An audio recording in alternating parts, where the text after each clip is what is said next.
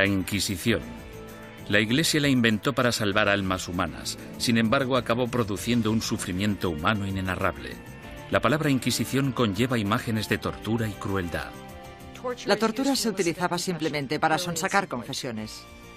Entre sus víctimas se incluyen Juana de Arco y Galileo, pero ¿sabemos realmente qué sucedió y por qué? Básicamente, todo lo que se ha afirmado sobre la Inquisición es erróneo por defecto. Y es erróneo porque nunca hubo acceso a la realidad que se escondía detrás de la Inquisición. La Inquisición. Ciudad del Vaticano, octubre de 1998. En una petición de examen de conciencia sin precedentes y en honor al año jubileo 2000, el Papa Juan Pablo II convoca a un tribunal especial de historiadores y académicos para celebrar un simposio sobre lo que él mismo denominó una fase tormentosa en la historia de la Iglesia, que hoy en día se conoce como la Inquisición. Para ayudar al tribunal en su investigación, el Papa anuncia la apertura pública de los archivos secretos de la Inquisición, unos archivos que habían estado fuera del alcance de los académicos durante casi 200 años. El pontífice, de 79 años de edad, se enfrenta así a una de las cuestiones más cruciales en su trayectoria. ¿Debería la Iglesia Católica pedir disculpas por los pecados cometidos durante la Inquisición? El tema es un polvorín de controversia, incluso entre los historiadores. Yo creo firmemente que esta disculpa era innecesaria, porque la Iglesia no fue responsable de la mayoría de las persecuciones que hemos tenido en el pasado europeo. La Iglesia sí tiene alguna responsabilidad desde un punto de vista histórico. Fuera lo que fuere lo que la Inquisición hizo mal, no se puede decir que no fuera responsabilidad del papado. Todos los académicos deben afrontar una cuestión central y perturbadora. ¿Cómo pudo una institución como la Iglesia convertirse en el instrumento a través del cual se destruyeron miles de vidas humanas durante 6 siglos? La primera respuesta implica comprender que nunca hubo una única y todopoderosa Inquisición, sino más bien instituciones independientes en España, Portugal e Italia. Lo que compartían era un oscuro y perpetuo miedo, el miedo a la herejía religiosa.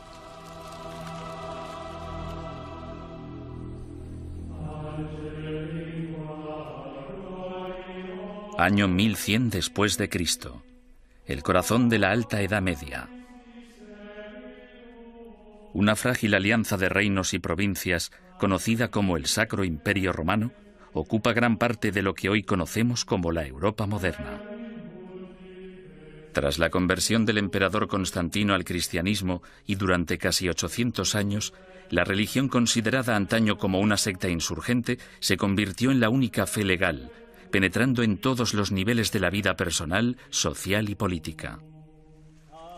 El cristianismo latino europeo simbolizaba no solo la fuerza civilizadora en un mundo bárbaro, sino también la promesa de la salvación después de la muerte. El clero y los ciudadanos vivían temerosos del duro juicio de Dios. Con todo, seguía habiendo disidentes que se atrevían a desafiar la sagrada doctrina cristiana. La Iglesia tachó a estos rebeldes de pecadores o herejes. El estar equivocado en relación al dogma de la Iglesia no te hace hereje porque existen muchos dogmas religiosos. Lo que te convierte en hereje es que las autoridades eclesiásticas te informen de que no estás en lo cierto e insistir en tus convicciones ante esa autoridad. La palabra herejía proviene del latín airesis, que significa elección. Alrededor del siglo XII, herejía cobra un significado mucho más amenazante. Se convierte en un peligro mortal para la sociedad y para el hombre en una traición a Dios. Según el derecho civil, los criminales acusados de traición serán castigados con la muerte y sus bienes serán confiscados. ¿Qué otro motivo es necesario para que aquellos que ofendieron a Jesús, Hijo del Señor, sean expulsados de la comunión cristiana y privados de sus bienes? Papa Inocencio III. A pesar de la posición inamovible de la Iglesia en considerar esto un delito, los grupos de pensamiento libre siguieron emergiendo e insistiendo en interpretar a Dios a su manera. Entre dichos grupos se encontraban los valdenses, predicadores itinerantes que erraban por el sur de Francia y el norte de Italia, viviendo en apostólica pobreza. El atractivo de los valdenses parece que fue su visión de un cristianismo simplificado, de la habilidad de todos para predicar si se poseía la inspiración del Espíritu, sin importar si se era clérigo o no. La Iglesia insistía que cualquiera que quisiera dedicarse a la predicación pública debía ser acreditado por el obispo de su diócesis. Cuando los valdenses se negaron a dejar de predicar, el Papa Lucio III emitió un edicto, conocido como Bula Papal, que tachaba el movimiento de hereje y excomulgaba a todos sus seguidores. La herejía se contemplaba como una amenaza a la comunidad cristiana. Era algo que podía perturbar a la gente, y no solo perturbar, sino que podía enajenar a toda la sociedad de la fe. Por eso era tan importante luchar contra ella. Los valdenses fueron suaves en comparación con los herejes más radicales, los cátaros. Los cátaros veían su fe como la única verdadera y se mostraban completamente hostiles ante la Iglesia establecida, a la que consideraban perniciosa. Los cátaros llamaban a sus sacerdotes perfecti o buenos cristianos. Comprometidos con una vida de estricta abstinencia, los sacerdotes no podían mentir, blasfemar, comer carne ni mantener relaciones sexuales.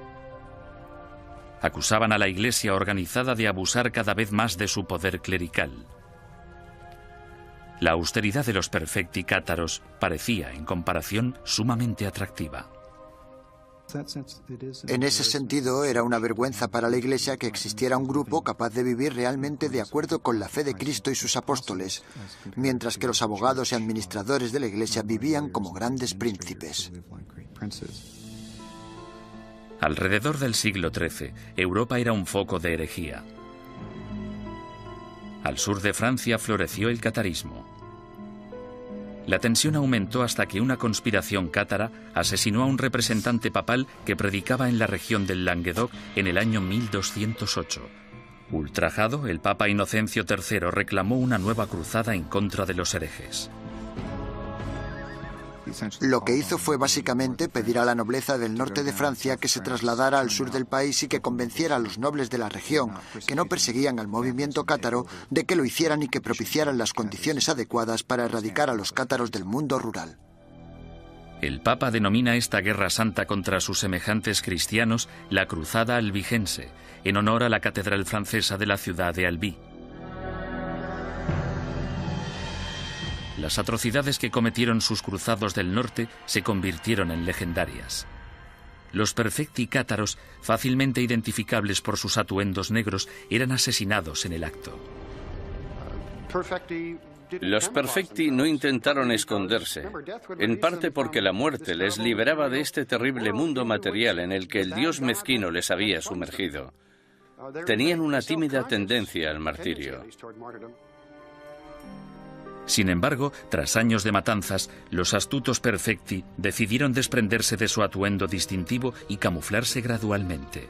A pesar del celibato, incluso empezaron a viajar con mujeres afirmando que eran sus esposas. El Papa Inocencio III volvía a enfrentarse al mismo rompecabezas del principio. El objetivo de la Iglesia era esparcir la salvación y un hereje muerto solo era bueno para el diablo.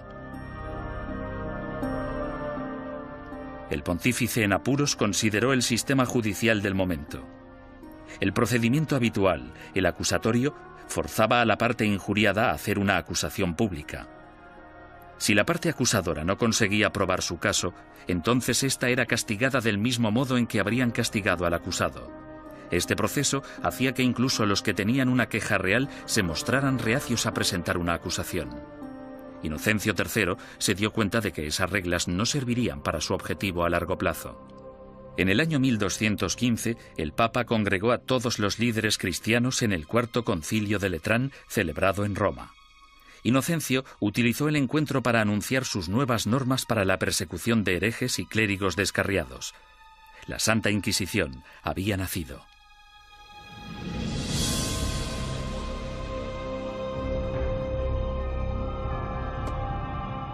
El sistema de la Inquisición suponía una innovación maravillosa y se asemejaba bastante al Tribunal Popular de nuestro sistema, que emite una causa probable y una acusación. No tenían que demostrar nada, solo necesitaban tener muy claro o tener suficientes indicios que sugirieran la culpabilidad del acusado. El proceso inquisitorial de Inocencio III daba la potestad al investigador de construir un caso completo, recogiendo a escondidas las opiniones de la gente de la comunidad. En 1231, el Papa Gregorio IX inicia un concurso público para el nombramiento de nuevos agentes especiales, llamados inquisidores de la depravación hereje. Es el amanecer de la Inquisición medieval, que empieza con una venganza. El objetivo de la Inquisición es acabar con la herejía, y acabar con la herejía significa acabar con los herejes.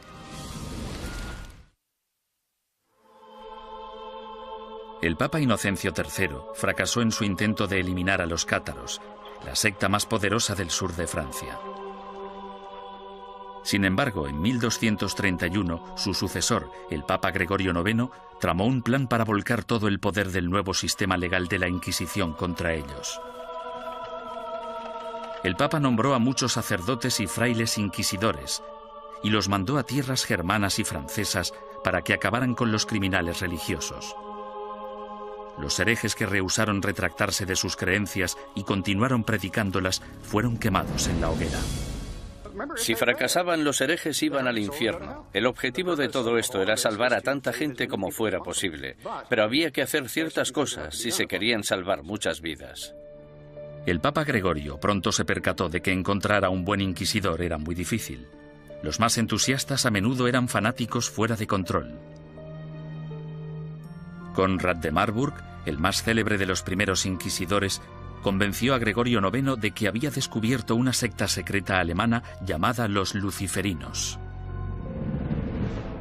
El modus operandi de Conrad consistía en reclutar a una pandilla de linchamiento, arrestar a los supuestos herejes y ofrecerles dos opciones: retractarse o arder vivos.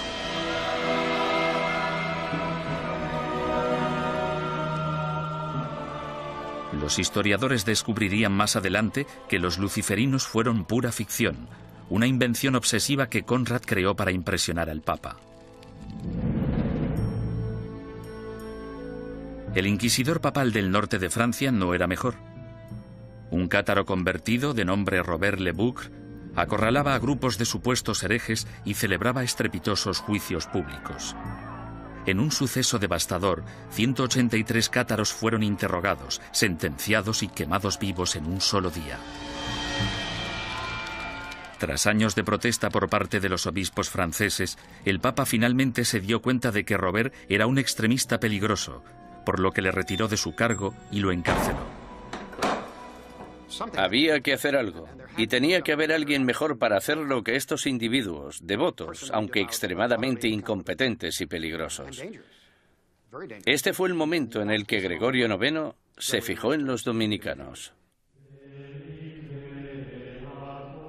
Fundada por Santo Domingo en 1216, la orden dominicana estaba capacitada para realizar el trabajo de inquisidor. Educados como teólogos, los dominicanos estaban habituados a la vida en la calle y a predicar contra la herejía. A mediados del siglo XII, Gregorio IX ordenó a 4 docenas de inquisidores dominicanos que buscaran y procesaran a los cátaros, los valdenses y a los demás grupos herejes. El pontífice anunció de forma oficial a sus obispos la llegada de los inquisidores a los burgos y pueblos de Francia, Italia, Alemania y España. Ordenamos que se les reciba amablemente y que se les trate con honor, dándoles buenos consejos, ayuda y apoyo, de tal modo que puedan realizar la tarea que les ha sido encomendada. En esta carta, Gregorio IX pedía a sus obispos mucho más que simple hospitalidad. En su búsqueda de herejes, los inquisidores papales necesitaban confiar en información interna, rumores y otras habladurías recogidas gracias a una red informal de clérigos informadores que trabajaban como espías.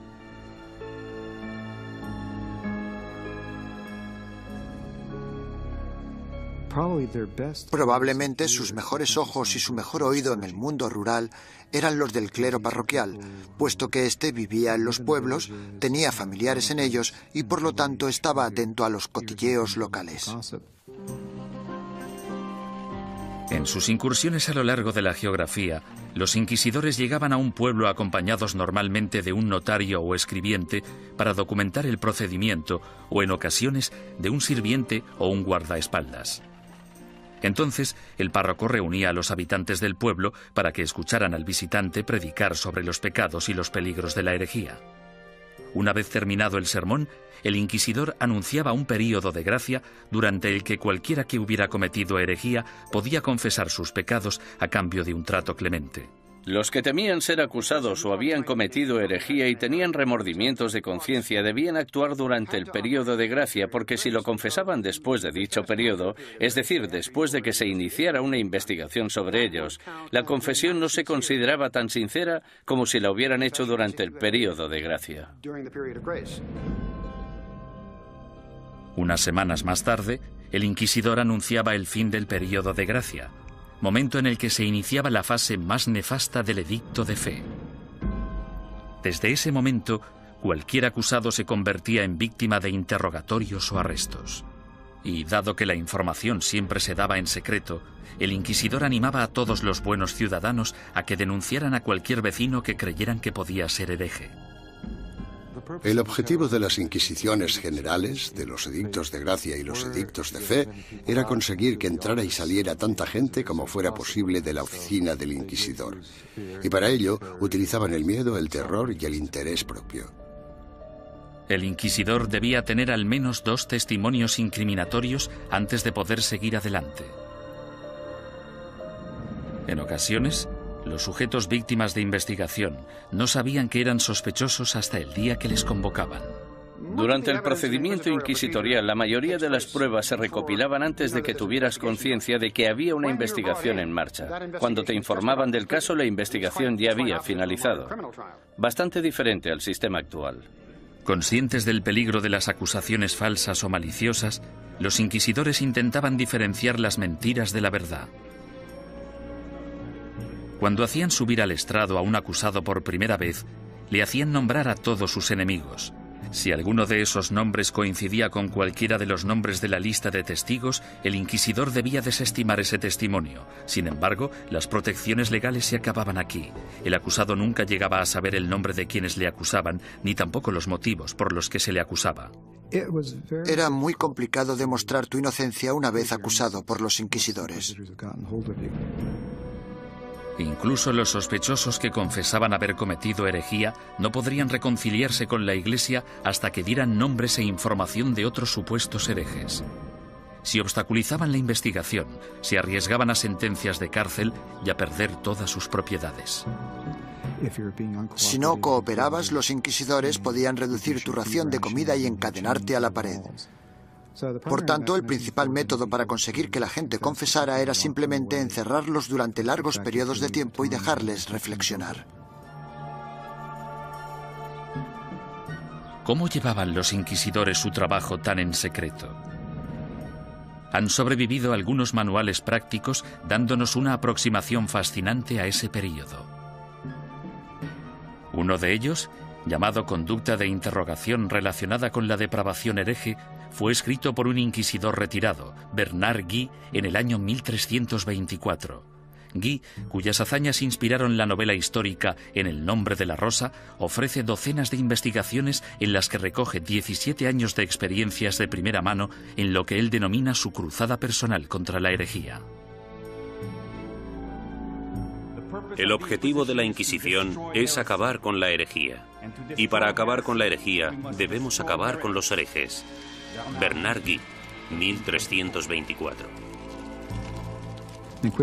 Los inquisidores se consideraban realmente una organización de combate. Eran bastante conscientes de que existían herejes y simpatizantes por todas partes y estaban muy motivados para deshacerse de ellos. En 1376, el inquisidor Nicolás Aymeric de Aragón escribió el libro Directorium Inquisitorium. En él describía la tenacidad y el compromiso que debía tener un inquisidor de los siglos XIV y XV, e incluso incluyó una lista práctica de trucos inteligentes utilizados para engañar a los sospechosos para que confesaran. Uno de los trucos que me asombró fue el de sentarse con una vitela pequeña en las rodillas y mirarla y comprobarla mientras la persona da su testimonio. Luego, en algún punto dices, no, lo que estás diciendo no puede ser verdad. Está clarísimo que no me estás diciendo la verdad. Y entonces el sospechoso, sometido al interrogatorio, piensa que lo que tienes es la declaración de otra persona cuando en realidad solo tienes una vitela en blanco.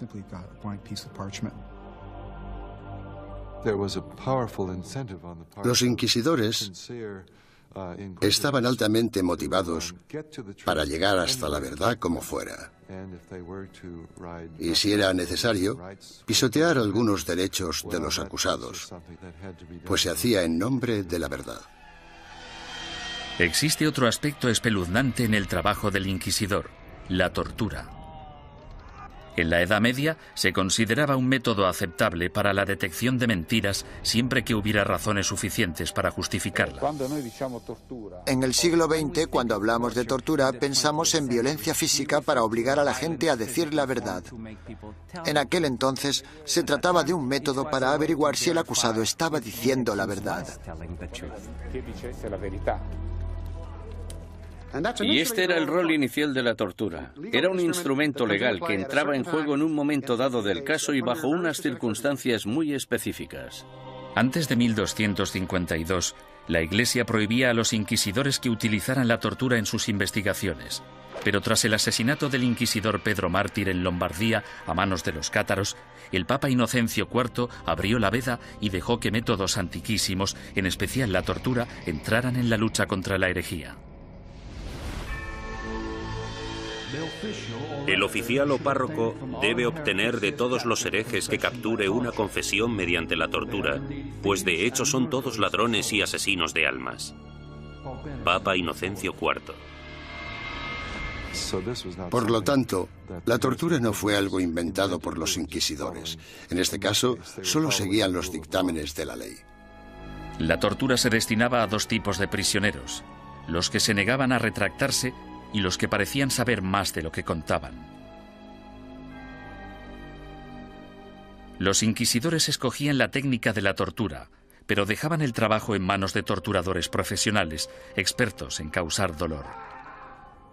Para empezar, debían describir la tortura a la persona. Luego debían mostrar los instrumentos de la tortura al acusado. Y tras dar 3 o 4 pasos como estos, el acusado sufría alguno de esos métodos de tortura. Sin embargo, dicho acusado podía decir en cualquier momento: ya he tenido suficiente. La estrapada era uno de los métodos de tortura más populares en la Edad Media y el Renacimiento. Las manos del acusado se le ataban a la espalda y a una cuerda que se colgaba de una viga en el techo. En algunas ocasiones se añadían pesos en los pies de la víctima. Una vez izado, se bajaba al prisionero y se le volvía a levantar de un tirón o se le sacudía violentamente. Los atornilladores de piernas o las prensas de espinillas eran instrumentos mecánicamente más sofisticados para causar dolor. Con cada vuelta de tornillo, más aguda se volvía la presión sobre las piernas del prisionero.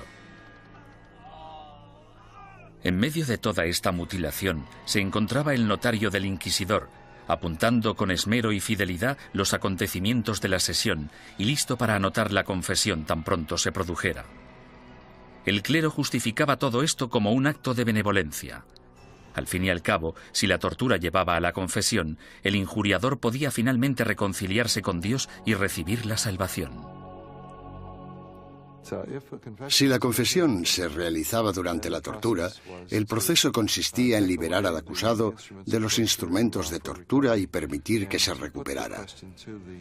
Luego se le repetía la pregunta para comprobar si el acusado solo se había dejado llevar por el miedo al dolor o si realmente había dicho la verdad. Con todas esas técnicas a su disposición, no resulta sorprendente que los inquisidores fueran convincentes en casi un 90% de los casos. ¿Podía la herejía estar realmente tan extendida? ¿O eran los inquisidores los que utilizaban su poder para asustar a la gente y obligarles a hacer confesiones falsas?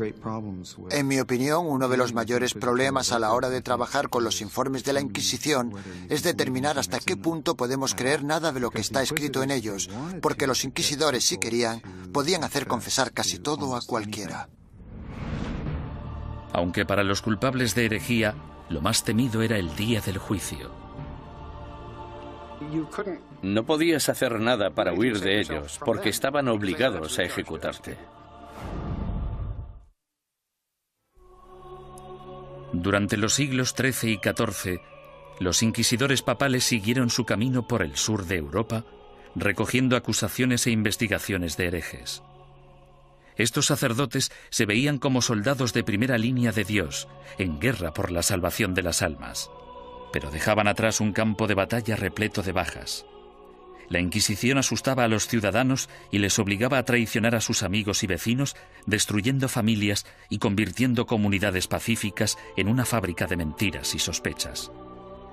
A lo largo y ancho del Sacro Imperio Romano y de los reinos y principados de Europa, los ciudadanos esperaban el Sermo Generalis o el juicio del proceso inquisitorio.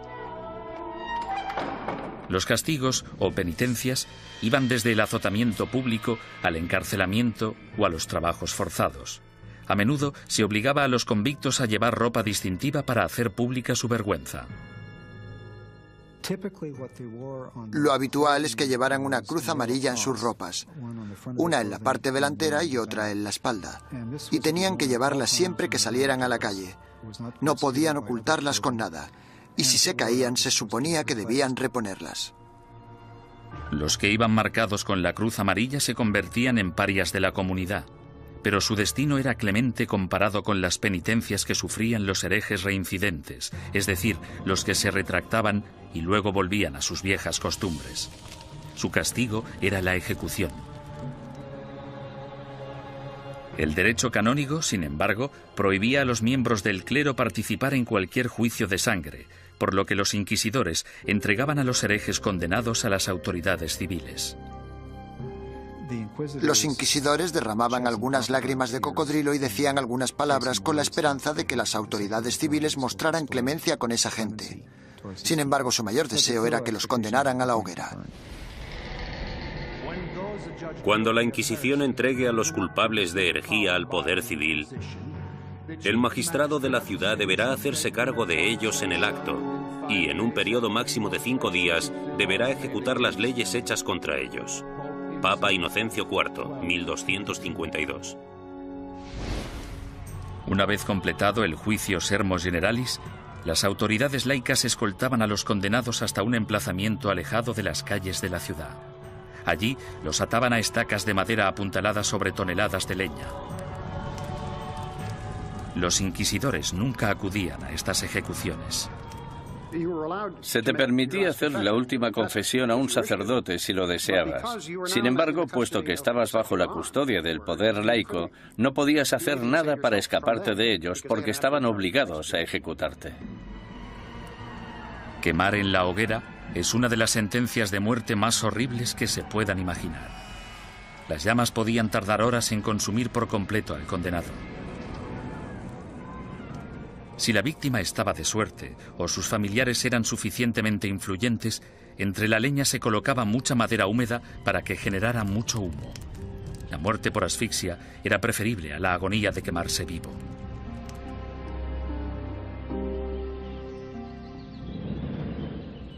Ni siquiera la muerte podía liberarte de las garras de la Inquisición. En ocasiones, personas que habían muerto hacía años recibían acusaciones post-mortem y eran condenadas por herejía. Se saqueaban sus tumbas y se lanzaban sus restos a la hoguera. Desgraciadamente para la familia del fallecido, lo peor aún estaba por llegar. Las autoridades civiles confiscaban automáticamente todas las propiedades de los herejes fallecidos, dejando desvalidos a sus esposas e hijos sin importar su lealtad religiosa. La mañana siguiente a una ejecución a menudo atraía a los coleccionistas de reliquias, basureros que acudían con sacos a barrer las cenizas en busca de piezas de cadáveres. En la mayoría de los casos no se trataba ni de necrófagos ni de locos. Normalmente eran los que creían que aquellos que morían ejecutados eran mártires y merecían ser venerados. Mucha gente pensaba que los herejes eran buenos cristianos y los inquisidores gente malvada, por tanto podía darse un contraataque. El siglo XIV fue testigo del punto más álgido de la campaña de la Inquisición. Gracias a su inmenso poder, la Iglesia combatía la traición con la misma dureza incluso contra sus propios rangos. Cuando un grupo de franciscanos decidió desvincularse de la orden y llamarse a sí mismos franciscanos espirituales, el Papa Juan XXII les acusó de abandonar los ideales de su fundador, San Francisco de Asís, y ordenó a la Inquisición que acabara con ellos. Tras quemar en la hoguera a 4 líderes franciscanos espirituales en Marsella el año 1317, la mayoría de los rebeldes restantes volvieron a la orden original. Durante los 150 años de la Inquisición papal de Gregorio IX, los principales movimientos herejes, los cátaros y los valdenses, fueron virtualmente erradicados de la Europa occidental.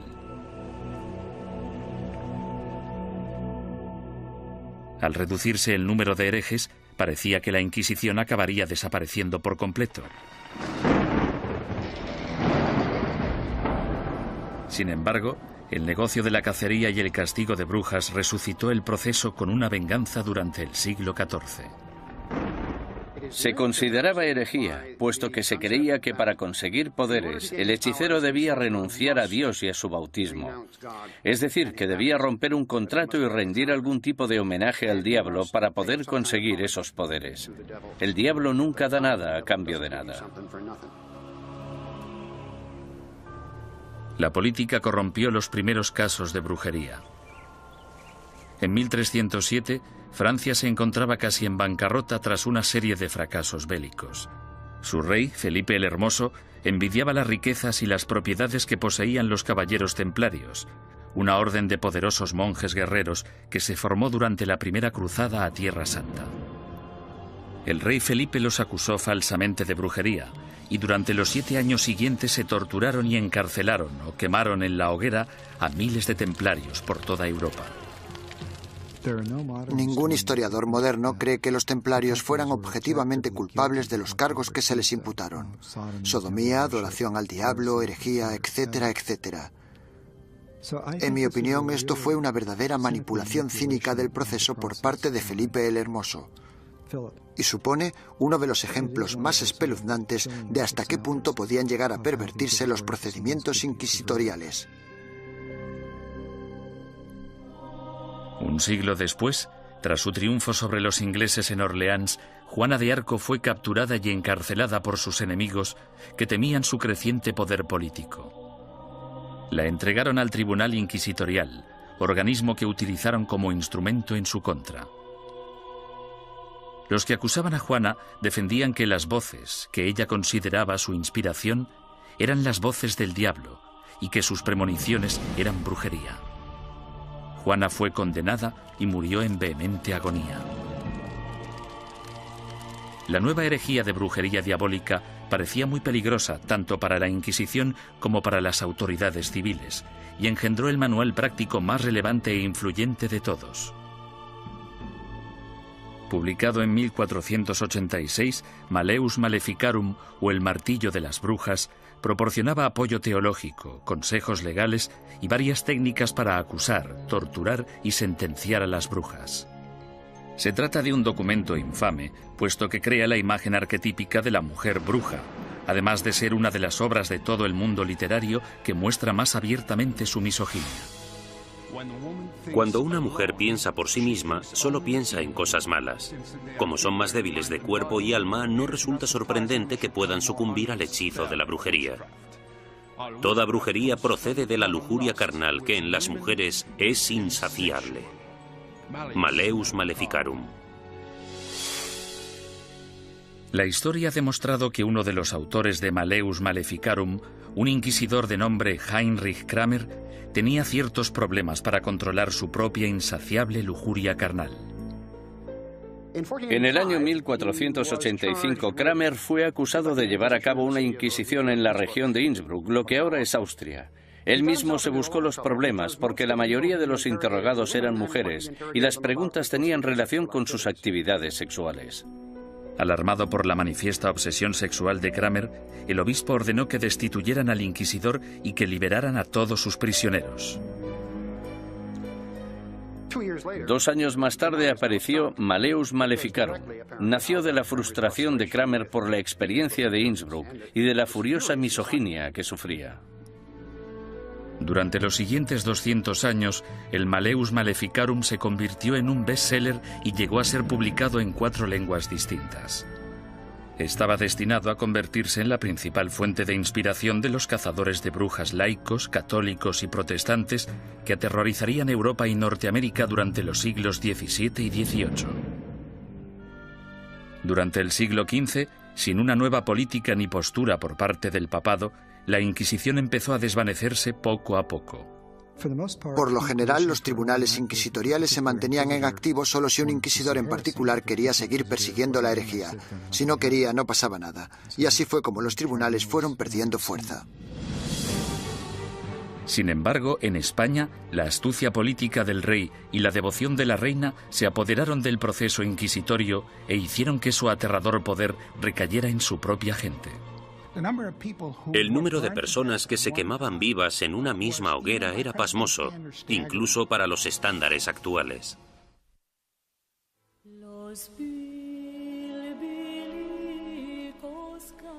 La situación de los judíos europeos durante el período medieval siempre fue desesperada.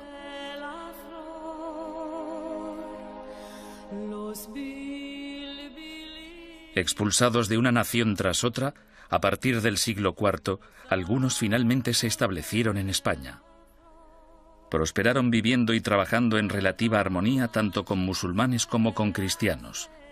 Pero a finales del siglo XIV, una serie de problemas económicos y levantamientos sociales despertaron antiguos prejuicios. En las décadas de 1380 y 1390, amotinamientos en contra de los judíos provocaron el incendio de sinagogas y el asesinato de miles de judíos. La solución de las autoridades españolas fue expulsar del país a todos los judíos que no se convirtieran al cristianismo. Muchos decidieron marcharse, otros, sin embargo, hartos de una persecución sin fin, optaron por abandonar la religión de sus antepasados para poder quedarse en España. La conversión en masa de los judíos el año 1391 en España es casi única en la historia judía. En muy pocas ocasiones se había conseguido que tantos judíos se convirtieran al mismo tiempo junto con sus rabinos y sus riquezas. Esto redujo en gran número la población de judíos en España. Debido, al menos en parte, a su antigua ética cultural de escolarización y esfuerzo continuo, estos nuevos cristianos, llamados conversos, prosperaron durante las décadas siguientes. Como judíos habría sido ilegal que realizaran ciertos trabajos o que ocuparan ciertas posiciones en el gobierno. Sin embargo, como cristianos las posibilidades abundaban. Desde los inicios de la historia de la conversión de los judíos, tenemos a conversos obispos, conversos ministros, conversos líderes financieros. Tenemos conversos ocupando las más importantes posiciones de la sociedad cristiana, porque esa era la ventaja de convertirse. Y fue precisamente esto lo que pudo originar las objeciones de los otros cristianos, que recelaban de la creciente relevancia de esa gente que anteriormente había sido judía.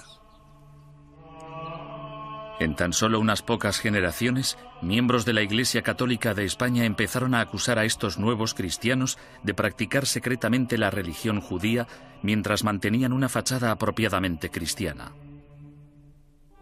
Este fenómeno judaizante era en parte verdad, puesto que algunos conversos, aunque se autoproclamaban cristianos, mantenían costumbres que habían heredado de sus antecesores. La dimensión de la llamada actividad judaizante era más de carácter cultural que religiosa. En otras palabras, realizaban ciertas cosas que sus padres y sus abuelos habían hecho y en las que no veían nada particularmente malo, como encender velas el sábado.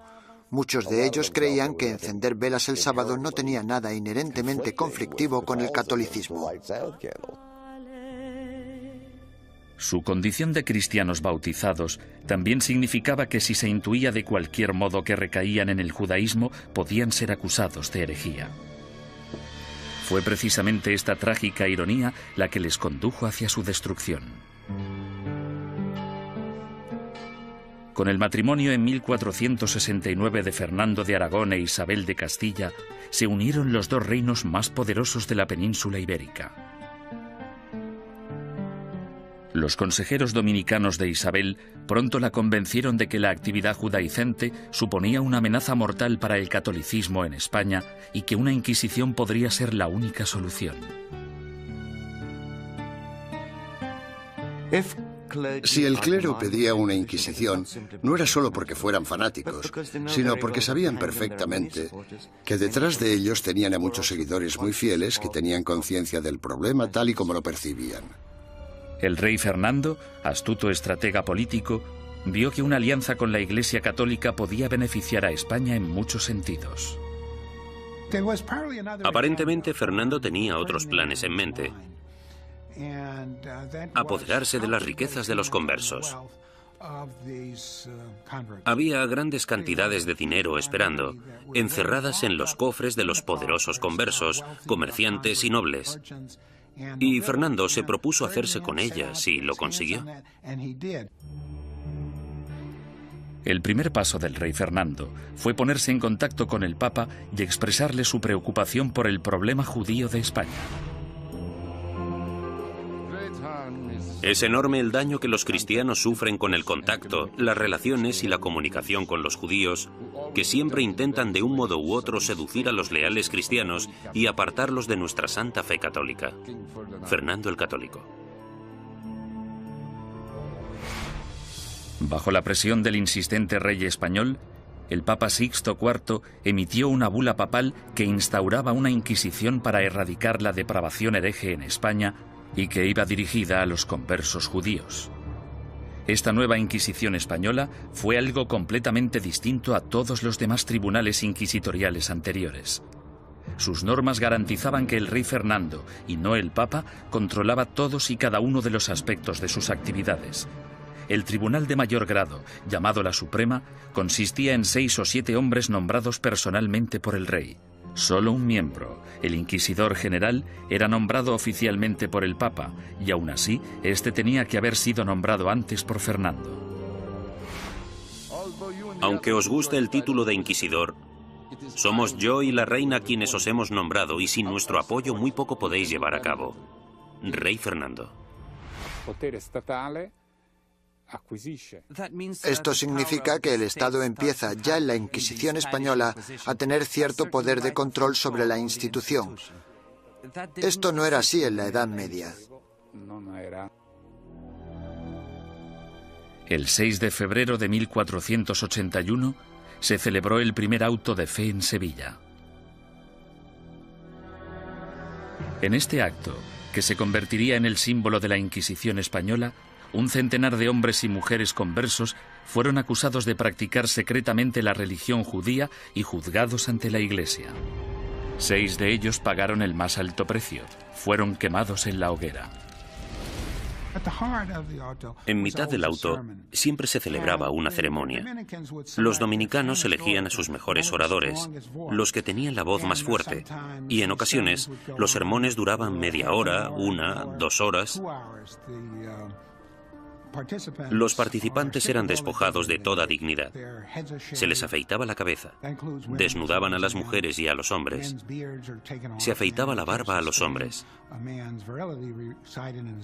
En España, la virilidad de un hombre residía en su barba, por lo que afeitarla resultaba muy desagradable. La idea de la ceremonia era humillar a los penitentes y mostrar a la congregación cuál era el castigo por cometer herejía. Incluso los que no habían recibido mucha educación o no estaban interesados en las sutilezas teológicas, ni muy seguros de los credos y las plegarias que recitaban, sabían perfectamente qué sucedía en cada momento en un auto de fe. Era un espectáculo aterrador cuyo objetivo era poner unos límites en la mente de las personas sobre lo que podían decir, pensar y creer. Durante el primer año desde su establecimiento, 1.500 conversos acusados de judaísmo fueron juzgados y otros cientos condenados a muerte. La cantidad de personas que se quemaba en una misma hoguera era pasmosa incluso para los estándares actuales. Se quemaron 28 personas de una sola vez, en otra ocasión 70 personas, y en el mayor auto jamás celebrado se quemaron 109 personas en una misma hoguera. A diferencia de los herejes medievales, que se atrevían a predicar sus ideas en público, el judaísmo secreto era, por definición, una actividad clandestina que se llevaba a cabo a puerta cerrada. Los vecinos podían decir que habían visto a un individuo leer un libro que probablemente era judío solo por el hecho de ver a alguien mirando un libro pequeño, que podría ser el libro de las horas. O podían decir que habían oído a alguien cuchichear una plegaria que seguro que era judía. Por tanto, encender velas, darse un baño, lavar la ropa, tratar, preparar y comer carne en día de pescado, como podían ser los viernes o los miércoles, podía causarte grandes problemas si tus vecinos se percataban y tenías mala relación con ellos. Las acusaciones provocaban más acusaciones. Algunos conversos se delataban a sí mismos con la esperanza de limpiar su historial y frustrar así el ataque de sus enemigos. Sin embargo, solo se podía conseguir una penitencia clemente si se hacía una confesión completa, y eso significaba dar los nombres de compañeros herejes. La única forma de escapar de todo eso era escoger nombres de otras personas de la comunidad. Esto recuerda mucho a los Estados Unidos de los años 50 y al pánico rojo que provocó la creación del Comité sobre Actividades Antiamericanas. Fue aquí donde se produjeron tantas tragedias. Gente inocente de todos los cargos podría, bajo tortura y pena de muerte, haber dado nombres sin pensar, solo para ser liberados. Si consideramos a Fernando e Isabel como los arquitectos de la Inquisición española, su contratista fue sin duda Tomás de Torquemada, el primer inquisidor general. A partir de 1490, Torquemada redactó minuciosa y sistemáticamente reglas que todavía conservamos en papel para guiar a los inquisidores, incluyendo el más mínimo detalle sobre lo que debían o no debían hacer. Y como consecuencia, podemos considerarle el fundador de la Inquisición.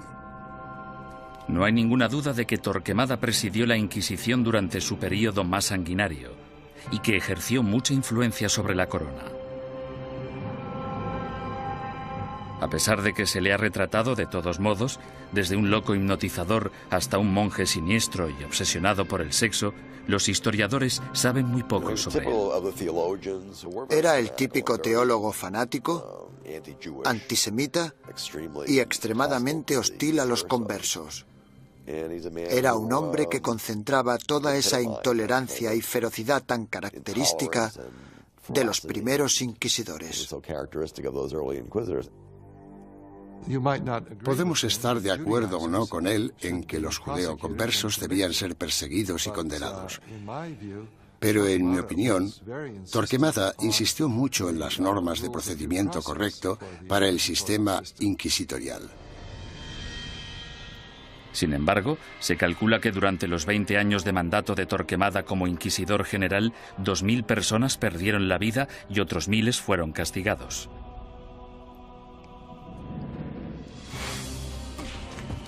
A ello se le sumó un alocado complot de asesinato que selló el destino de los judeoconversos españoles y aseguró el papel de la Inquisición en España durante los siguientes 200 años.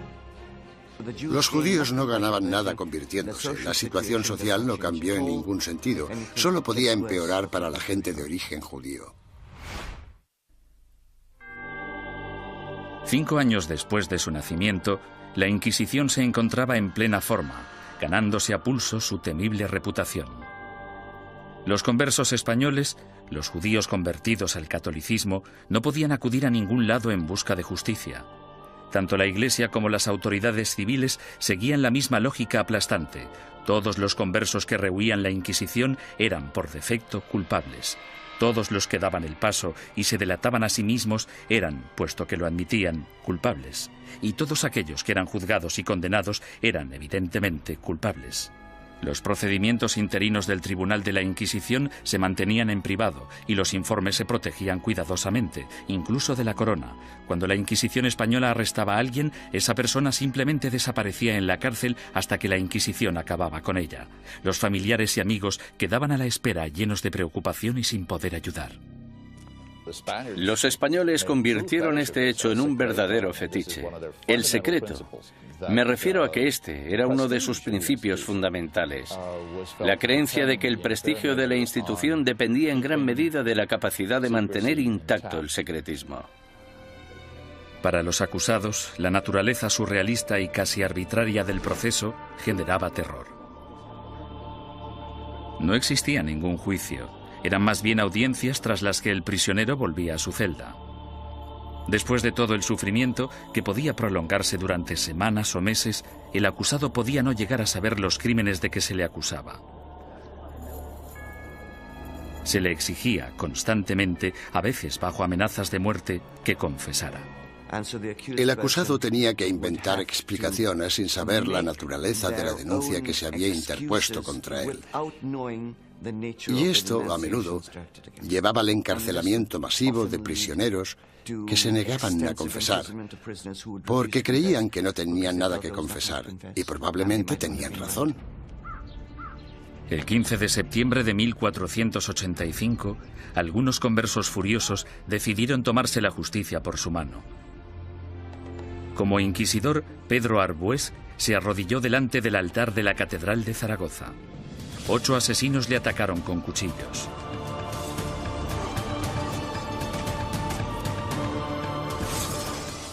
Arbués murió al día siguiente, y con él la esperanza de todos los conversos españoles, pues el desdichado complot hizo que los judíos perdieran la simpatía pública para siempre y garantizó a la Inquisición un lugar en la sociedad española durante las generaciones venideras. Entre los académicos hay una pregunta obvia que ha generado más debate que cualquier otra. ¿Practicaban realmente los conversos el judaísmo en secreto o fueron simplemente cabezas de turco de la intolerancia? El problema desde un punto de vista técnico es que la única fuente de información que tenemos para responder a esta pregunta proviene del Santo Oficio. En consecuencia, el tema a tratar es, ¿debemos creer totalmente en los hermanos del Santo Oficio que investigaron a los conversos? ¿O debemos pensar que fue básicamente un fraude, una gran exageración basada en falsos testimonios? A petición del inquisidor general Torquemada, en marzo de 1492, el rey Fernando emitió otro edicto de expulsión. Se daba a los judíos 4 meses para aceptar el bautismo o abandonar España. Durante los meses siguientes, casi la mitad de la población judía de España, unas 40.000 personas, abandonó el país. Los demás se quedaron y se convirtieron al cristianismo. Simplemente cayeron en la misma trampa que habían tendido a sus antepasados judíos hacía 100 años. Por tanto, los judíos no ganaban nada convirtiéndose. La situación social no cambió en ningún sentido. Solo podía ir a peor para la gente de origen judío.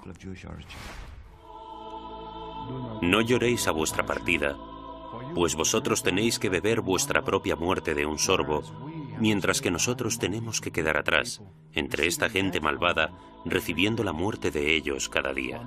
Juan de León, judío español converso. En 1499, la orden de expulsión se amplía para incluir a todos los musulmanes no convertidos de España. Durante los casi 25 años siguientes, una serie de rebeliones, expulsiones y bautismos forzados generan otra clase social de nuevos conversos al cristianismo, los moriscos.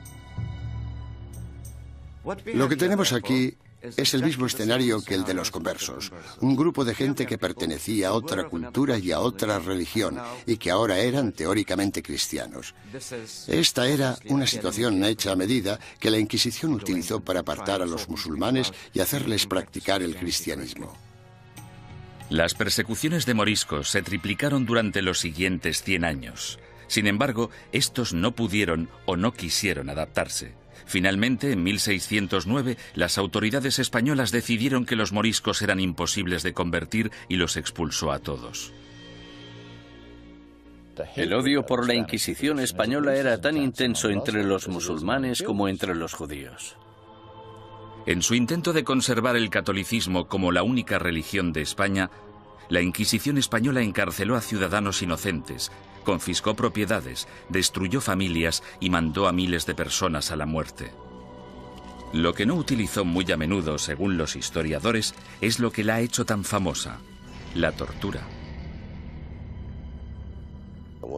Una de las cosas que se han podido afirmar con seguridad gracias al reciente estudio de la Inquisición es que la tortura se utilizó en muy pocas ocasiones en dicha institución. La tortura se utilizaba única y exclusivamente para sonsacar la confesión, y una vez se había conseguido, la tortura cesaba. Los inquisidores se enfurecían si sus subordinados torturaban a individuos demasiado viejos, demasiado enfermos, leprosos o supuestos enfermos mentales. Tampoco querían que se torturara a niños. Pero no importa la poca frecuencia de uso, la Inquisición tenía reglas concisas sobre cómo ejercer la tortura. A los prisioneros, ya fueran mujeres u hombres, se les desnudaba. Solo se les cubría sus partes íntimas. No todo el clero de entonces practicaba el celibato, y todos los que lo practicaban no eran capaces de contemplar una escena de estas características una y otra vez sin sentir el más mínimo arrebato de sadismo o satisfacción sexual. Decir que esto podía prolongarse durante siglos es no comprender en absoluto la naturaleza de la sexualidad humana. La garrucha, versión modernizada de la estrapada medieval, se convirtió en el método de tortura más común. El potro, probablemente el instrumento de tortura más famoso de todos, también era muy efectivo, aunque tenía algunos inconvenientes. Su uso no podía prolongarse porque una de las reglas vitales de la tortura era que la Inquisición no podía derramar sangre. Si se vertía una gota de sangre, la tortura debía suspenderse. La toca, o tortura con agua, se convirtió en la favorita de los inquisidores españoles. Durante el terrible sufrimiento, la boca del prisionero se mantenía abierta a la fuerza y se introducía una pieza de ropa por la garganta. Luego se vertía agua por la garganta, de modo que la pieza de ropa quedaba empapada y provocaba al prisionero violentos espasmos. Durante la Inquisición española, la tortura no podía aplicarse más de 3 veces y nunca durante más de 15 minutos. Las afirmaciones que hacían los prisioneros no eran legales, a no ser que las ratificaran 24 horas después, lejos de la sala de tortura. Hubo inquisidores que rompieron las reglas, aunque lo hicieron por ignorancia, más que por malicia. El buen juez debe hacer caso omiso de los gritos, lloros, suspiros, temblores o del dolor del acusado. Y toda tortura debe realizarse con tal cuidado que el acusado no se vuelva loco, ni quede herido, lesionado ni indebidamente angustiado. J. Damunder, testigo ocular de las torturas. Se les pedía que siguieran las normas del libro, eso era todo. Yo no he encontrado, sinceramente, demasiados indicios de que se rompieran dichas normas. Me refiero a que tal vez estaban más dispuestos a seguir los procedimientos que los policías de hoy en día. La Inquisición española realizó algunas innovaciones en el área del castigo. La cruz amarilla que llevaban los herejes medievales en sus vestimentas evolucionó hasta un atuendo llamado San Benito. Estas ropas debían vestirse en el juicio conocido como el auto de fe o acto de fe, y luego por encima de la ropa de calle mientras durara la penitencia.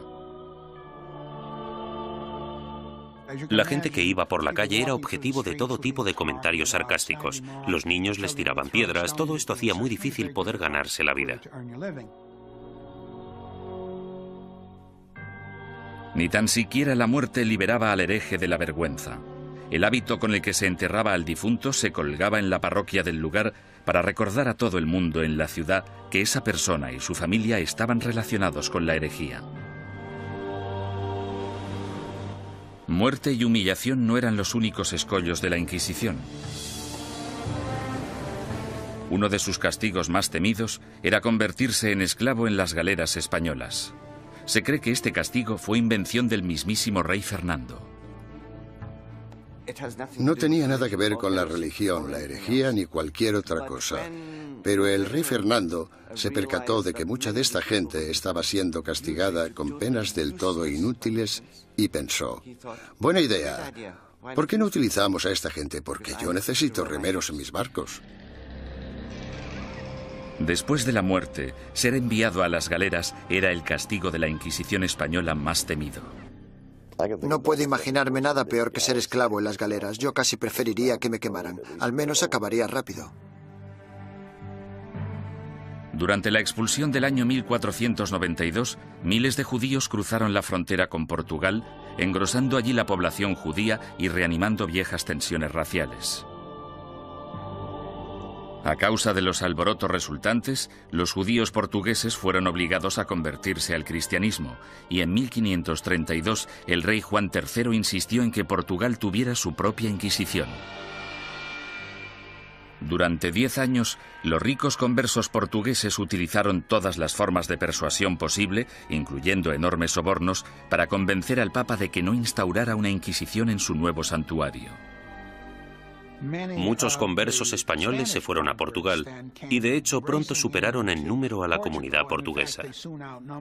Dichos conversos creían que en Portugal estarían a salvo hasta que, evidentemente, los portugueses instauraron su propia Inquisición y todo cambió.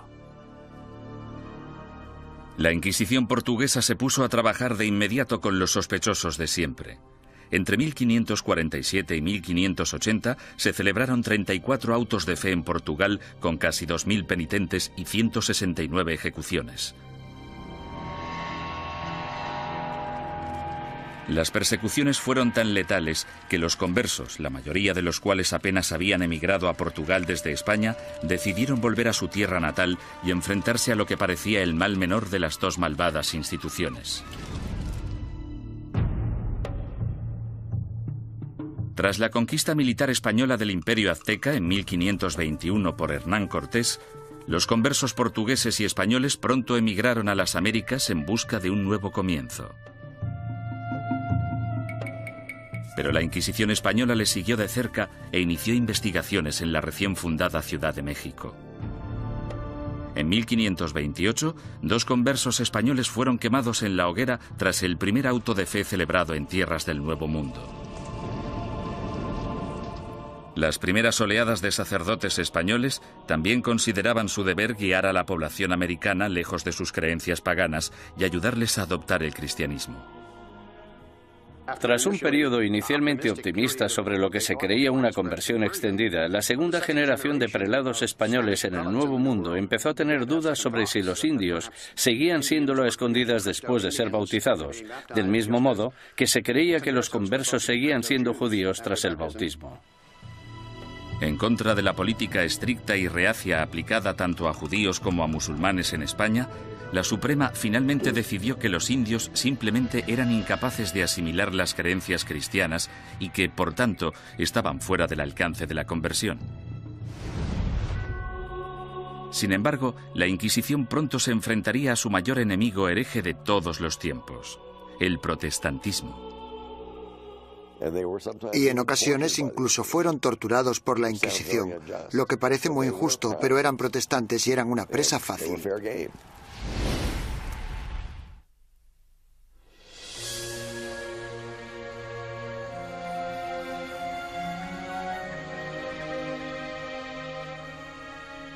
Al mismo tiempo que las inquisiciones española y portuguesa remataban su azote contra los musulmanes y los judíos herejes, otra amenaza apareció en escena. En 1517, un sacerdote alemán llamado Martín Lutero dejó su famoso tratado, las 95 tesis, a las puertas de la iglesia de Wittenberg. Se trataba de un ataque acerbo a la Iglesia católica.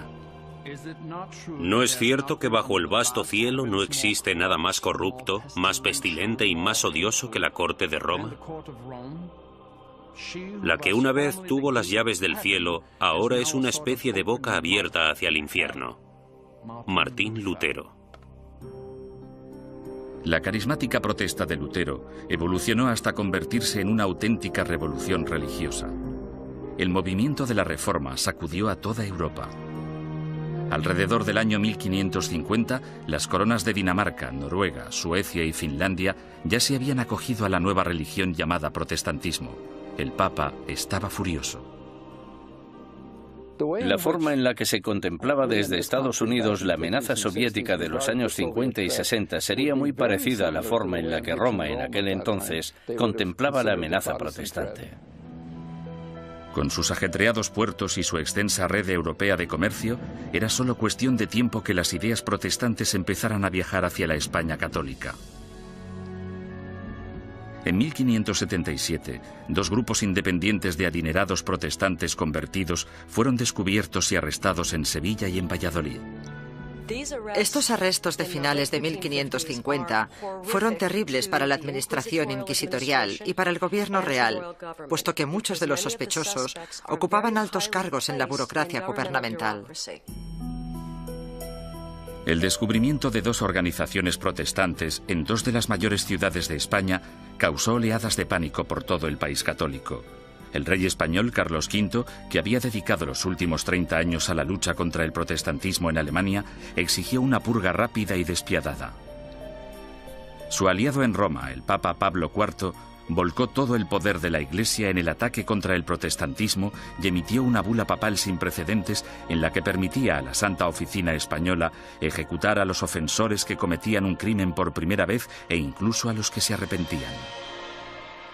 Según mis conocimientos, esta es la única vez en toda la historia de las Inquisiciones española, romana o portuguesa en que los acusados, que por primera vez admitían estar arrepentidos de sus errores doctrinales, eran igualmente condenados a muerte. La fiebre del antiprotestantismo llegó a todas las grandes ciudades de España. Fueron quemados en la hoguera sacerdotes, monjas, soldados ingleses e incluso 3 niños que murieron junto con sus madres. En poco más de 3 años, tras el descubrimiento de protestantes en España, el protestantismo se había eliminado por completo. Nunca reaparecieron. España se caracteriza por no tener protestantes. El sangriento ataque a los protestantes entre los años 1559 y 1562 también marcó el punto más álgido de la ceremonia del auto de fe en términos de asistencia, pomposidad y pura teatralidad. Anticipándose a los juicios de cientos de protestantes herejes, el inquisidor general Fernando Valdés se propuso deliberadamente modernizar el auto de fe de forma grandilocuente. Los costes aumentaron astronómicamente. Llevaron al tribunal inquisitorial a la bancarrota, de modo que tuvieron que ir reduciendo miembros y empezaron a amontonar prisioneros para poder conseguir un auto realmente bueno y tener suficiente gente para quemar en las ceremonias. España eliminó sistemáticamente a todos los protestantes. Sin embargo, los inquisidores permanecieron alerta ante cualquier amenaza hereje del exterior. A lo largo del siglo XVI, los viajeros protestantes que venían a España, incluso dignatarios extranjeros, cayeron en las despiadadas garras de la Inquisición. La Inquisición arrestó a marineros y comerciantes extranjeros. En ocasiones incluso llegó a torturarlos, lo que es muy injusto, pero eran protestantes y eran una presa fácil. Mientras que España parecía haber triunfado ante el protestantismo, no pudo hacer nada ante los efectos de otra de las invenciones alemanas, la imprenta. Hacia finales del siglo XVI, libros y panfletos escritos por víctimas de la Inquisición española avivaron el negocio de forma importante. Los líderes protestantes, que aspiraban a poner el mundo en contra de la España católica, explotaron estos horribles relatos de tortura, encarcelamientos y muerte. Las cuerdas, que eran de tamaño pequeño, se ataban a los huesos del prisionero atravesándole la carne y haciendo que la sangre borboteara por 8 puntos diferentes al mismo tiempo. Mientras el prisionero se resistía a hacer cualquier confesión respecto a lo que los inquisidores le preguntaban, tiraban de las cuerdas de esta manera 4 veces sucesivas. John Foxe, El libro de los mártires. La mala publicidad de la Inquisición no era el único escándalo al que se enfrentaba la Iglesia católica. En 1542, Roma fue sacudida por la noticia de que Bernardino de Ochino, el líder de la admirablemente austera y piadosa orden católica de los capuchinos, había abandonado Italia para unirse al protestantismo. La deserción de Ochino, una de las figuras relevantes más admiradas en la Iglesia, finalmente incitó al Papa a tomar una decisión. La respuesta del papado a este tipo de escándalos fue la creación de lo que se esperaba que fuera un método más eficaz de rastreo de herejes para detenerlos antes de que se convirtieran en una amenaza o en causa de bochorno. El 4 de julio, el Papa Pablo III ordenó el establecimiento de una Inquisición romana, la primera Inquisición en suelo italiano en más de 200 años. Una comisión de 6 cardenales dirigiría el Santo Oficio, aunque a diferencia de la versión española, dirigida por la Corona, el poder de la Inquisición romana estaba única y exclusivamente en manos del Papa. Independientemente de lo que hiciera mal la Inquisición, no se puede decir que no fuera un error del papado.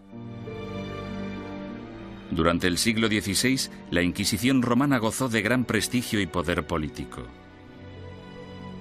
Los papas Pablo IV y Pío V subieron al poder tras servir a la Iglesia como inquisidores.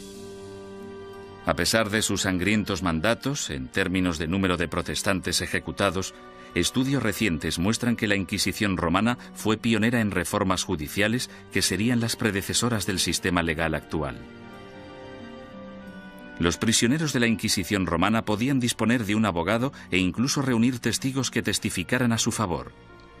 300 años antes de que se inventara la figura del abogado de oficio, la Inquisición romana ya proporcionaba abogados gratuitos a los indigentes acusados. Como mínimo, la Inquisición escuchaba o pretendía escuchar las explicaciones del acusado de un modo que los demás sistemas judiciales no contemplaban.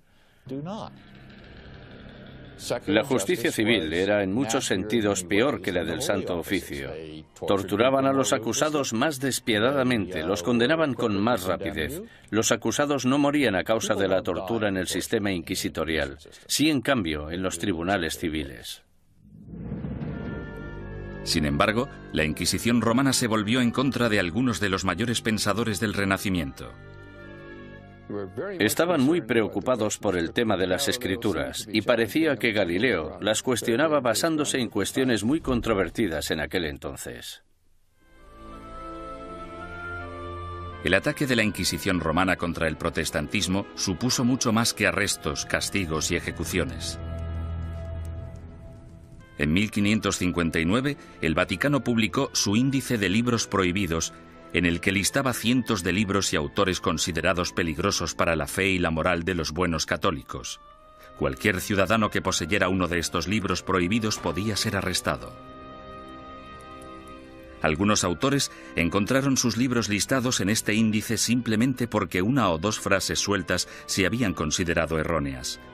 Sir Thomas More, político inglés que irónicamente fue decapitado por su lealtad a la religión católica, también fue considerado un autor prohibido.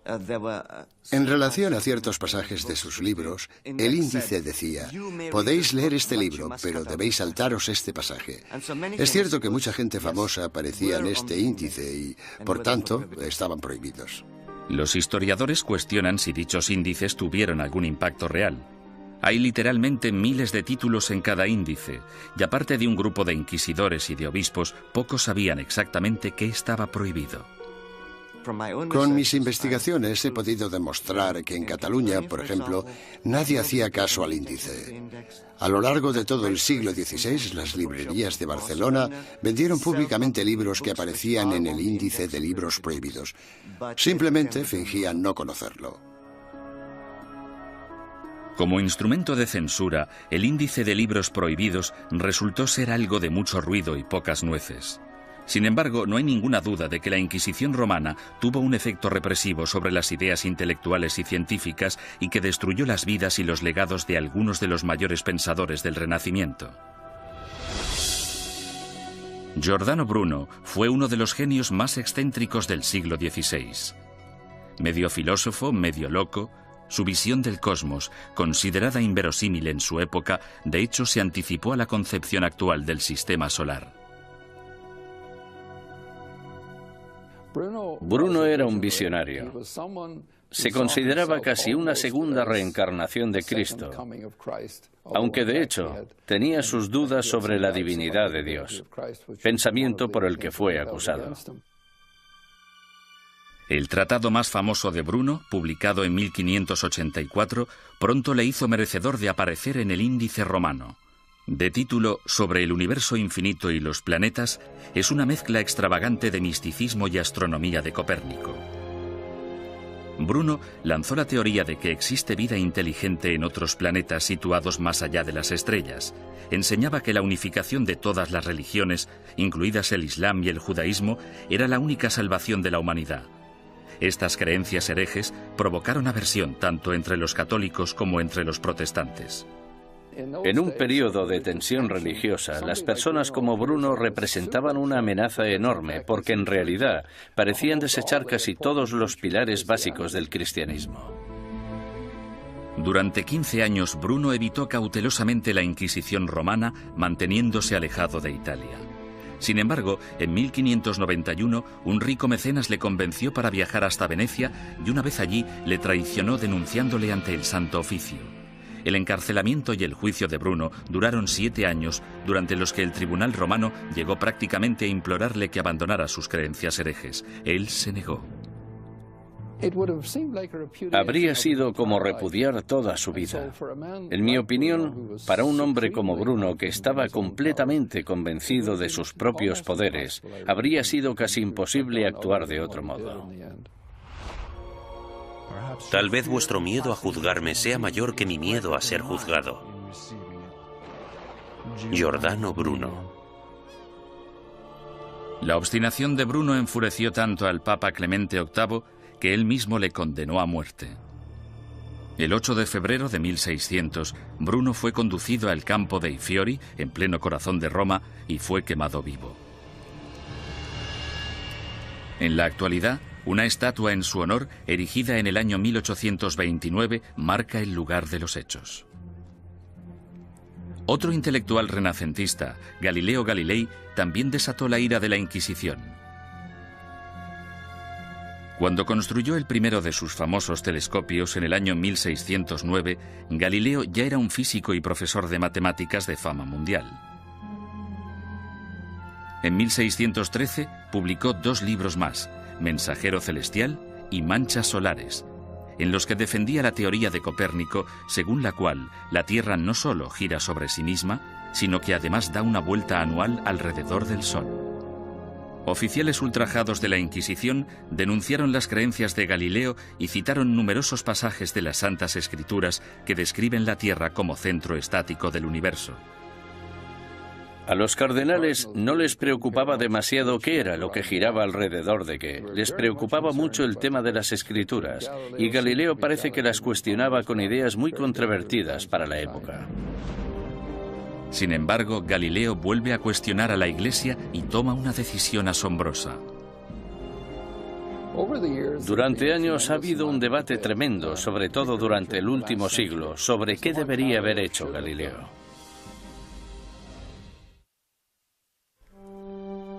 En 1616, Galileo evitó ser juzgado y castigado por la Inquisición romana cuando aceptó dejar de enseñar sus rompedoras teorías planetarias. Con todo, 16 años después, alentado por el hecho de que su viejo amigo y admirador, el cardenal Barberini, se convirtió en el Papa Urbano VIII, el célebre científico publicó un nuevo manifiesto en el que reforzaba sus antiguas ideas. En esta ocasión, Galileo no calculó bien sus pasos, pues no solo produjo pánico en la Inquisición, sino que también provocó la ira de su antiguo aliado, el Papa. En mi opinión fue ese factor, la aversión personal, la oposición personal del Papa, lo que en gran parte hizo que el Santo Oficio procediera como lo hizo. Tenía una gran influencia. Galileo fue acusado de herejía. En enero de 1633, tras redactar sus últimas voluntades y su testamento, el astrónomo de 68 años viajó a Roma para enfrentarse a la Inquisición. Le hicieron todo tipo de preguntas. ¿Cómo escribiste un libro como este? ¿Por qué? ¿No defiendes en él una visión que ha sido tachada de contraria a las Escrituras? Galileo siguió manteniendo su inocencia, lo que probablemente no fue una buena estrategia dadas las circunstancias del juicio. Tras 3 meses de interrogatorio por parte de la Inquisición, en los que le amenazaron con torturarle, llegaron a un acuerdo. A cambio de retirar las acusaciones más graves, Galileo admitiría haber cometido un error y se declararía culpable de la ofensa menor que suponía haber defendido públicamente el copernicismo. El 21 de junio de 1632, en una ceremonia pública celebrada en Roma, pronunciaron la sentencia de Galileo y éste se retractó de sus creencias científicas. Con un corazón honesto y una fe sincera, yo renuncio, maldigo y repudio los errores y las herejías mencionadas. Galileo Galilei. Durante años ha habido un debate tremendo, sobre todo durante el último siglo, sobre qué debería haber hecho Galileo. Es importante recordar que si se hubiera negado a renunciar, si no hubiera aceptado la oferta, si hubiera dicho no, sigo creyendo en el sistema de Copérnico, podrían haberle ejecutado. Es bastante sencillo decir 200 años después no. Tendría que haber tenido coraje y haberlos desafiado y haberse dejado quemar en la hoguera. Después de haberse retractado, el Papa sentenció a Galileo a un castigo sin precedentes, volver a Venecia y permanecer bajo arresto domiciliario por el resto de su vida. El viejo científico murió silenciosamente 9 años después, a los 77 años. La leyenda afirma, sin embargo, que justo después de pronunciar su promesa forzada, Galileo susurró a un amigo: La Tierra se mueve a pesar de todo. En 1992, el Papa Juan Pablo II anunció oficialmente que la Iglesia se equivocó en 1633 al acusar al padre de la ciencia moderna de hereje. Es una lástima que no le escucharan, que no hubiera ningún teólogo en aquel momento capaz de entenderle. El error fue de los que juzgaron a Galileo.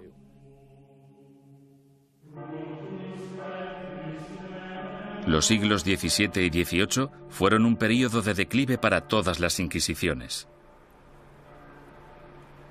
En España, aparte de la necesidad de erradicar a los conversos acusados de practicar secretamente el judaísmo, la Inquisición española se centró en la persecución de comportamientos personales inaceptables, como por ejemplo la homosexualidad, la bigamia y el adulterio, así como también los crímenes del clero. Las ceremonias de castigo, los autos de fe, siguieron celebrándose de forma esporádica en el siglo XVIII. Sin embargo, el prestigio de la Inquisición quedó mancillado cuando Felipe II rechazó expresamente acudir al auto celebrado en honor a su coronación. Los propios españoles empezaron a ver la Inquisición como un instrumento anticuado. Y a partir del año 1730 desapareció por completo. Inspirado por los ideales y las reformas de la Ilustración, Portugal empezó a desmantelar su oficina de la Inquisición. Alrededor de 1773, los autos de fe se ilegalizaron y las distinciones entre cristianos viejos y cristianos nuevos se eliminaron de las leyes portuguesas. Fue necesario que el ejército de Napoleón invadiera Italia y España para acabar definitivamente con la Inquisición. Algunas de las primeras acciones del régimen francés al entrar en Madrid en 1808 fueron abolir la Inquisición, confiscar todas sus propiedades y llevarse todos los archivos que encontraron. Napoleón fue incluso más lejos en Roma, donde no solo confiscó los archivos, sino que también se llevó como prisionero al Papa. En 1814, el imperio napoleónico se derrumbó y el Papa Pío VII regresó sano y salvo a Roma. Finalmente, en el año 1820, la Inquisición española fue ilegalizada completamente. Al oír la noticia, grupos de ciudadanos asaltaron el palacio, quemando y destruyendo todos los informes inquisitoriales. Algunas personas cuyos familiares habían sido juzgados no querían que se supiera. Por eso los robaron y los destruyeron. A pesar de la aplastante realidad, el papado se negó a admitir que el final de la Inquisición era inevitable. La Inquisición romana continuó ejerciendo teóricamente, no en la práctica, durante los siguientes 150 años. En 1965, el Papa Pablo VI reorganizó el Santo Oficio llamándole la Congregación para la Doctrina de la Fe. Todavía existe en la actualidad, aunque solo interviene como consejera en asuntos eclesiásticos. No realiza investigaciones ni impone la doctrina de la Iglesia.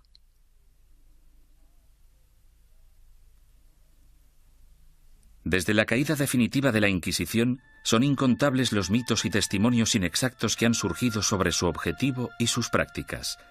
Los descubrimientos realizados en documentos nunca vistos, así como en los archivos de la Inquisición abiertos por el Vaticano recientemente, han ayudado a desbancar algunos de ellos. Por ejemplo, se ha podido demostrar que algunos recuentos de personas quemadas en la hoguera eran enormemente exagerados. La gente decía que se habían quemado 200 personas. De esas 200, quizá 3 fueran reales y 197 imaginarias.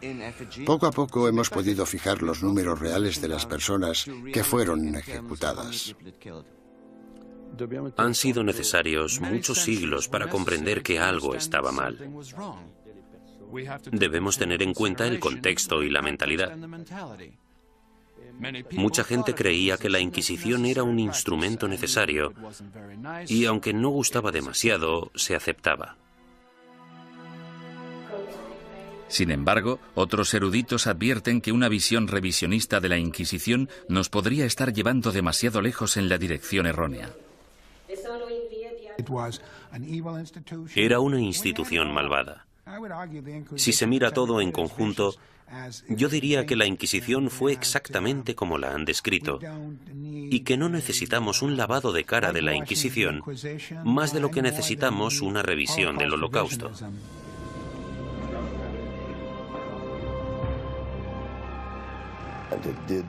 Torturó a gente, impuso fuertes castigos, quemó a personas. Había teólogos fanáticos en las Inquisiciones, había antisemitas en las Inquisiciones. Todo esto es innegable. Hay un hecho que la historia no puede negar. A pesar de que la Inquisición se concibió para el bien de la humanidad, acabó causando un dolor y un sufrimiento humano inenarrables.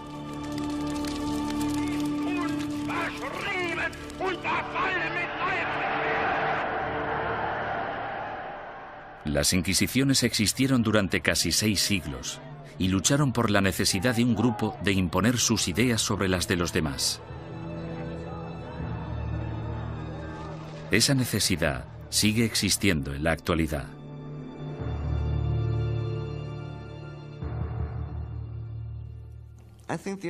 Creo que la lección que debemos aprender de la Inquisición es que no debemos verla como algo único. Es un fenómeno recurrente que se ha dado a lo largo de la historia en todos los países, porque es un fenómeno natural. Es un fenómeno internacional. Es más, es innato en la condición humana utilizar las inquisiciones como método de imposición de nuestras preferencias culturales. El peligro siempre está al acecho. Cuando una sociedad se ve amenazada, sin importar si esa sociedad es una sociedad religiosa como la Iglesia Católica del siglo XVI o una nación-estado del siglo XX, cuando se desafía a una sociedad, el resultado más común es una respuesta violenta que a menudo no está reglada por la ley.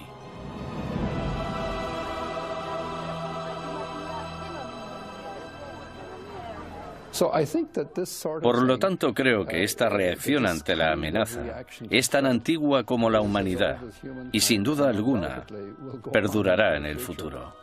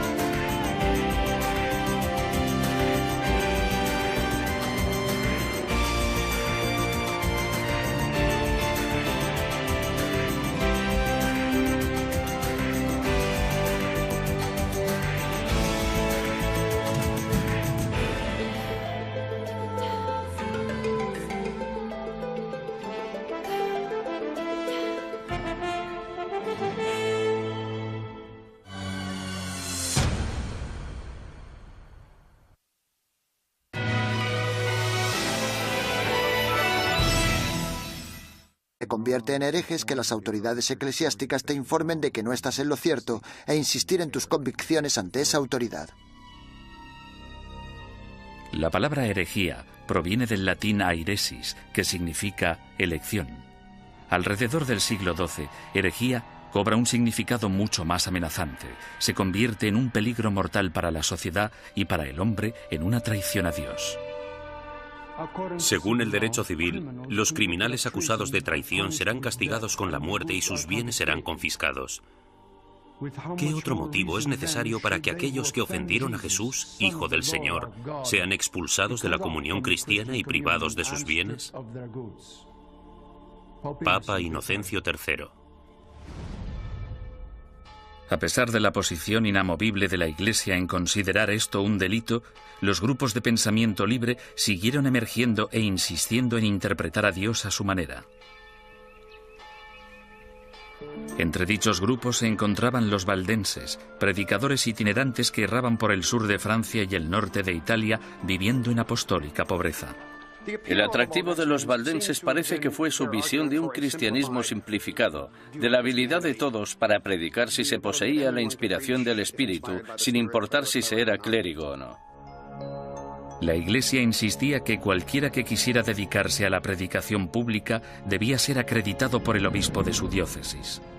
Cuando los valdenses se negaron a dejar de predicar, el Papa Lucio III emitió un edicto, conocido como Bula Papal, que tachaba el movimiento de hereje y excomulgaba a todos sus seguidores.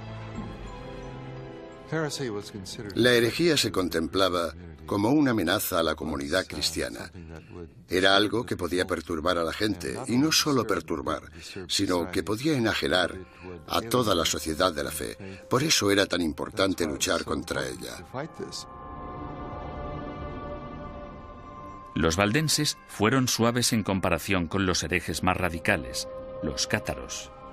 Los cátaros veían su fe como la única verdadera y se mostraban completamente hostiles ante la iglesia establecida, a la que consideraban perniciosa. Los cátaros llamaban a sus sacerdotes perfecti o buenos cristianos. Comprometidos con una vida de estricta abstinencia, los sacerdotes no podían mentir, blasfemar, comer carne ni mantener relaciones sexuales. Acusaban a la iglesia organizada de abusar cada vez más de su poder clerical. La austeridad de los perfecti cátaros parecía, en comparación, sumamente atractiva. En ese sentido, era una vergüenza para la Iglesia que existiera un grupo capaz de vivir realmente de acuerdo con la fe de Cristo y sus apóstoles, mientras que los abogados y administradores de la Iglesia vivían como grandes príncipes. Alrededor del siglo XIII, Europa era un foco de herejía. Al sur de Francia floreció el catarismo. La tensión aumentó hasta que una conspiración cátara asesinó a un representante papal que predicaba en la región del Languedoc en el año 1208. Ultrajado, el Papa Inocencio III reclamó una nueva cruzada en contra de los herejes. Lo que hizo fue básicamente pedir a la nobleza del norte de Francia que se trasladara al sur del país y que convenciera a los nobles de la región, que no perseguían al movimiento cátaro, de que lo hicieran y que propiciaran las condiciones adecuadas para erradicar a los cátaros del mundo rural. El Papa denomina esta guerra santa contra sus semejantes cristianos la Cruzada Albigense, en honor a la catedral francesa de la ciudad de Albi. Las atrocidades que cometieron sus cruzados del norte se convirtieron en legendarias. Los perfecti cátaros, fácilmente identificables por sus atuendos negros, eran asesinados en el acto. Los perfecti no intentaron esconderse, en parte porque la muerte les liberaba de este terrible mundo material en el que el Dios mezquino les había sumergido. Tenían una tímida tendencia al martirio. Sin embargo, tras años de matanzas, los astutos perfecti decidieron desprenderse de su atuendo distintivo y camuflarse gradualmente. A pesar del celibato, incluso empezaron a viajar con mujeres afirmando que eran sus esposas. El Papa Inocencio III volvía a enfrentarse al mismo rompecabezas del principio. El objetivo de la Iglesia era esparcir la salvación y un hereje muerto solo era bueno para el diablo. El pontífice en apuros consideró el sistema judicial del momento. El procedimiento habitual, el acusatorio, forzaba a la parte injuriada a hacer una acusación pública. Si la parte acusadora no conseguía probar su caso, entonces ésta era castigada del mismo modo en que habrían castigado al acusado. Este proceso hacía que incluso los que tenían una queja real se mostraran reacios a presentar una acusación. Inocencio III se dio cuenta de que esas reglas no servirían para su objetivo a largo plazo. En el año 1215, el Papa congregó a todos los líderes cristianos en el Cuarto Concilio de Letrán, celebrado en Roma. Inocencio utilizó el encuentro para anunciar sus nuevas normas para la persecución de herejes y clérigos descarriados. La Santa Inquisición había nacido.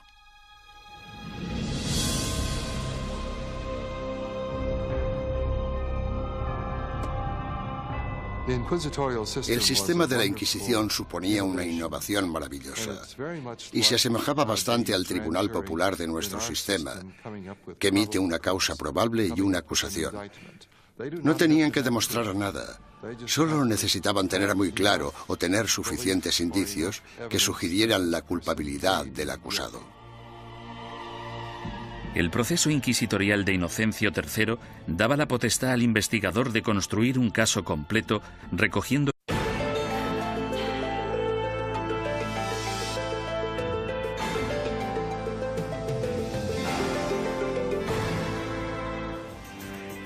la Inquisición. La Iglesia la inventó para salvar almas humanas, sin embargo acabó produciendo un sufrimiento humano inenarrable. La palabra Inquisición conlleva imágenes de tortura y crueldad. La tortura se utilizaba simplemente para sonsacar confesiones.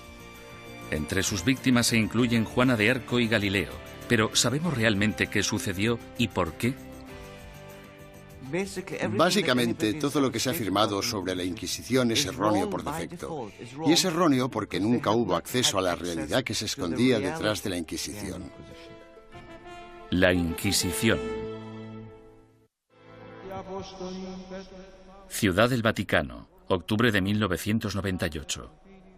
En una petición de examen de conciencia sin precedentes y en honor al año jubileo 2000, el Papa Juan Pablo II convoca a un tribunal especial de historiadores y académicos para celebrar un simposio sobre lo que él mismo denominó una fase tormentosa en la historia de la Iglesia, que hoy en día se conoce como la Inquisición. Para ayudar al tribunal en su investigación, el Papa anuncia la apertura pública de los archivos secretos de la Inquisición, unos archivos que habían estado fuera del alcance de los académicos durante casi 200 años. El pontífice, de 79 años de edad, se enfrenta así a una de las cuestiones más cruciales en su trayectoria. ¿Debería la Iglesia Católica pedir disculpas por los pecados cometidos durante la Inquisición? El tema es un polvorín de controversia, incluso entre los historiadores. Yo creo firmemente que esta disculpa era innecesaria, porque la Iglesia no fue responsable de la mayoría de las persecuciones que hemos tenido en el pasado europeo. La Iglesia sí tiene alguna responsabilidad desde un punto de vista histórico. Fuera lo que fuere lo que la Inquisición hizo mal, no se puede decir que no fuera responsabilidad del papado. Todos los académicos deben afrontar una cuestión central y perturbadora. ¿Cómo pudo una institución como la Iglesia convertirse en el instrumento a través del cual se destruyeron miles de vidas humanas durante 6 siglos? La primera respuesta implica comprender que nunca hubo una única y todopoderosa Inquisición, sino más bien instituciones independientes en España, Portugal e Italia. Lo que compartían era un oscuro y perpetuo miedo, el miedo a la herejía religiosa.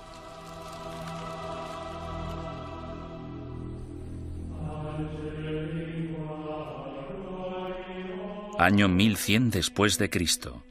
El corazón de la Alta Edad Media.